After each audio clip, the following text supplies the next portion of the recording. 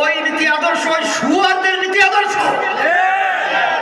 এ অনুযায়ী আমাদের দেশ চলবে, এটা হতে পারে না। এটা আমাদের পরিবর্তন করতে হবে। এই জন্য ইসলামী আন্দোলন বাংলাদেশ আব্বাজান রহমাতুল্লাহি আলাইহি বলে গেছিলেন, শুধু নেতা নয়, নীতিরও পরিবর্তন লাগবে। এই জন্য আমরা বিভিন্ন সময় বলে থাকি, ভালো নীতি চাই, ভালো নেতা চাই, এ ছাড়া জাতির মুক্তি নাই। হাজী ইব্রাহিম সাহেব আপনাদের এলাকারই সন্তান।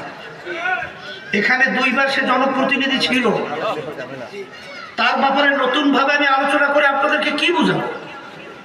তবে আমি যতটুকু জানছি, আমি যতটুকু দেখছি, হাজী ইব্রাহিম ভালো।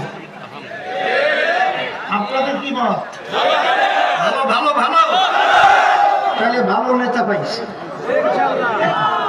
আর হাজী ইব্রাহিম যে নীতি নিয়ে আসছে, সেই নীতিটা হলো তামাম দুনিয়ার ইতিহাসের মধ্যে